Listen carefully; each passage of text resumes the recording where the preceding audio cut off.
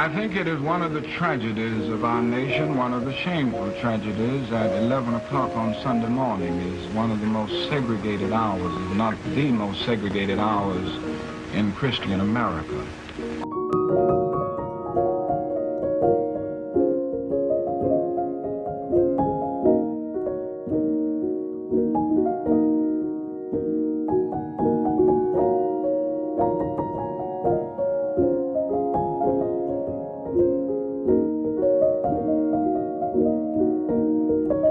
My name is Pastor Brad Livingston. I'm the lead pastor at Transformation Church in Pensacola, Florida.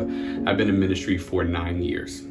I'm Abria Pierce Scott, and I currently attend a black church, but I attended a predominantly white church for about 15 years. My name is Lakeith Bland. I am 24 years old.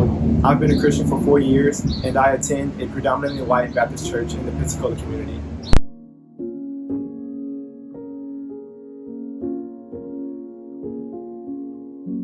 Sunday mornings, I think the world has started to do a better job at embracing each other than the church has. And so I would say that, and I would say it's something we need to deal with as churches and take just more serious. I agree with Dr. King's sentiment about the quote.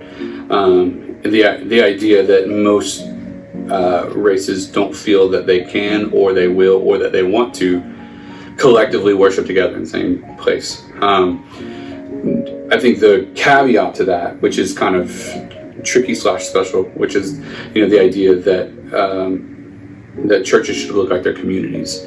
So I think that the church represents their community well, and so in communities, it makes sense for monotheistic or single race churches to exist, if that's the case. But I think what Dr. King's speaking to specifically is the mentality of people, that, people will tolerate other races in their workplaces, they'll tolerate, but when it comes to worship, they want a singular view.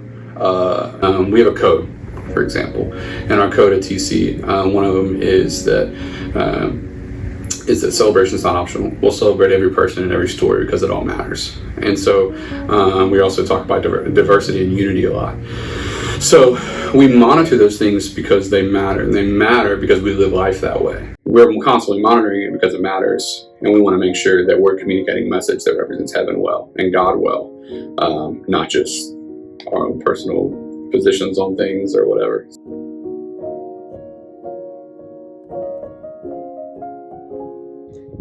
In a sense, I do agree that it is appalling. I think we should want to worship together. Heaven is not it's not segregated or separated. So why should our church services be?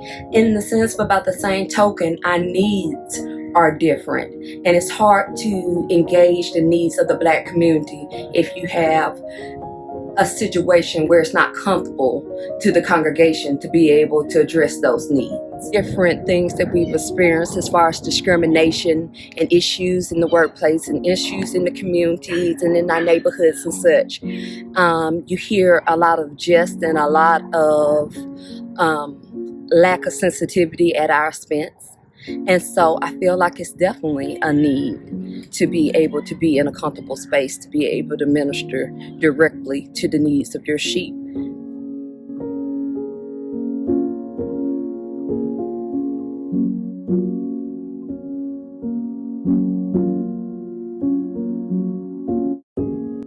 I was working as a medical assistant at a Pensacola pediatric doctor's office, and I wasn't saved at the time. And one day, a 7-year-old little kid comes into the clinic and shares the gospel with me. He told me that God would never leave me, nor forsake me, and I had never heard that before. And so him and his parents invited me to come to church in Pensacola, and I went there with them, and I immediately became a member of the church.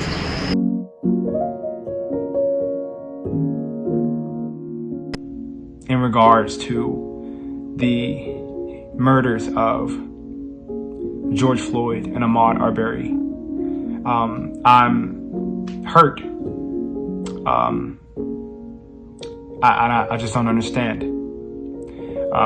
that a majority of the people at my church, even just a majority of my friends who are white have been silent about this blatant wrongdoing, this blatant racism, and it's just perplexing to me.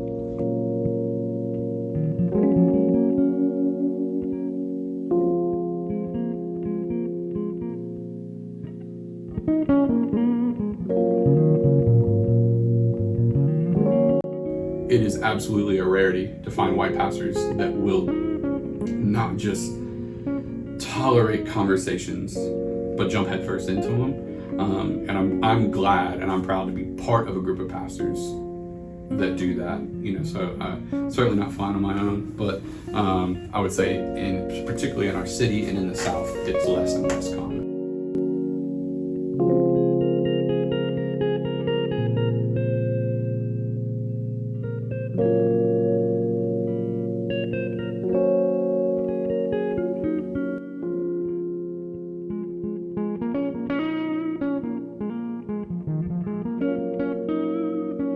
Problem that the diversity is not there if you have a black leadership. Why is that? And no one has ever been able to give me a satisfactory answer on why that is. That is the problem. Not that the church is diverse, that the leadership isn't diverse. Any of the larger churches here in Pensacola, you don't see the diversity in the membership because you don't have the diversity in the leadership. Usually the body is going to represent whatever the head looks like.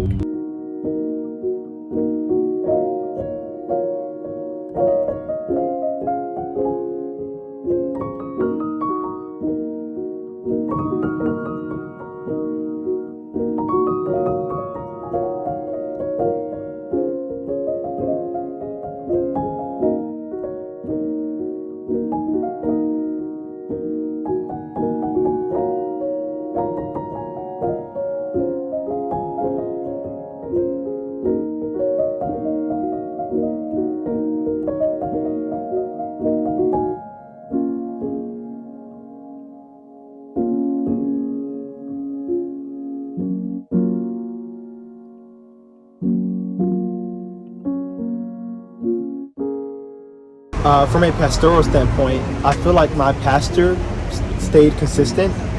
I feel like nothing really changed about the messages that he presented to us, or even just how he acted or how he treated everyone. Everything stayed the same from his position. But from the members' standpoint, I did notice that a lot of the members became more vocal about position on Trump and him becoming the president of the United States.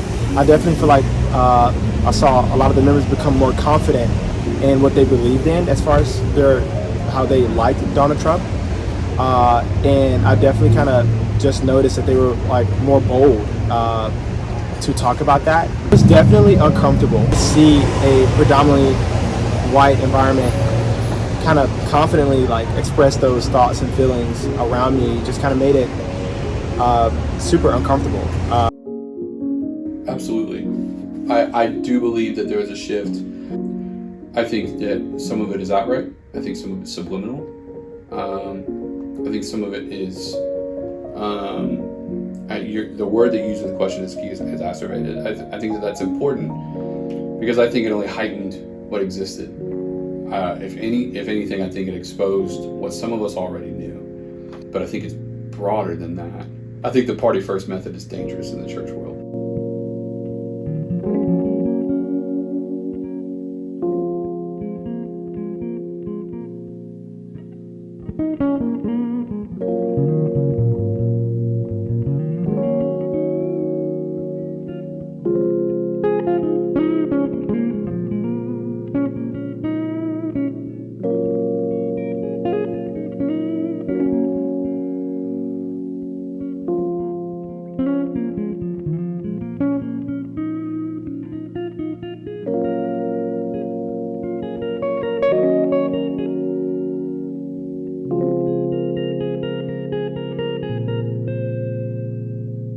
Man, division is happening. Like, we got to stop letting them divide us. Listen, division has been happening.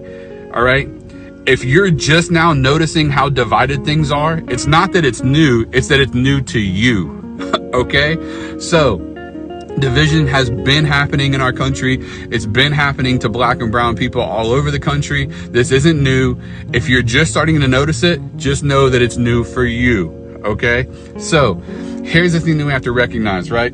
Is that there are moments in time where our attention doesn't need to be on unity for the sake of not letting division come in. Sometimes division is necessary to disrupt social norms. I don't think that God creates division, but I do think he creates disruption.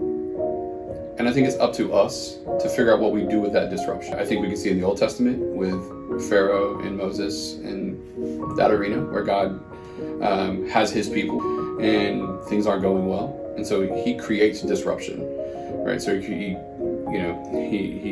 sends Moses on a mission and so on and so forth to get Pharaoh to let his people go. And I think that God creates disruption. I think it becomes division when the church doesn't know what to do with it. So I think God's constant desire is unity. I think our sinful nature won't let us have it. So because voices refuse to be heard.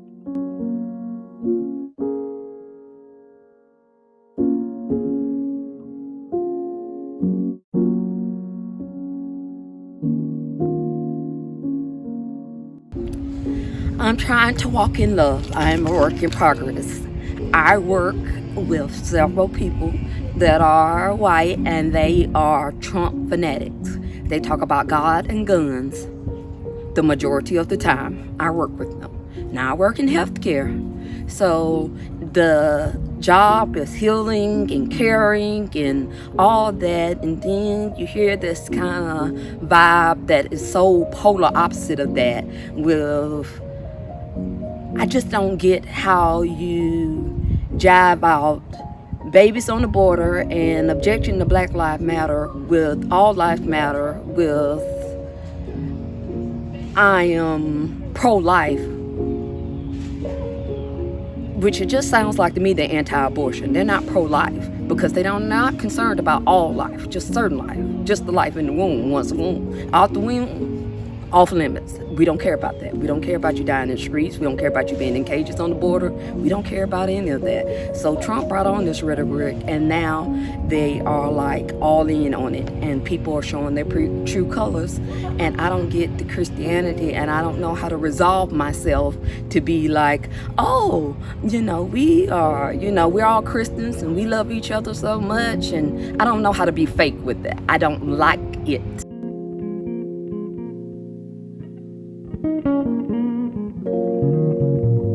You got to be willing to wave goodbye to the racist people in your church.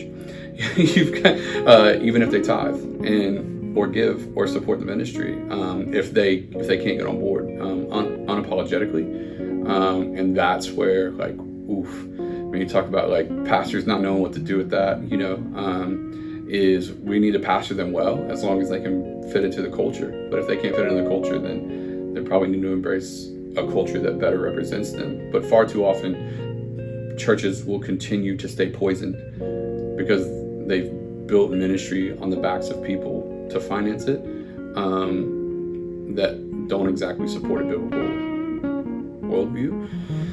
So I think you're going to have conversations, but then you're going to have to put in the work. And you're going to have to be willing to say goodbye to some people. And you're going to have to be willing to watch your church shrink before it gets bigger. I think that people should be more willing to talk about these issues.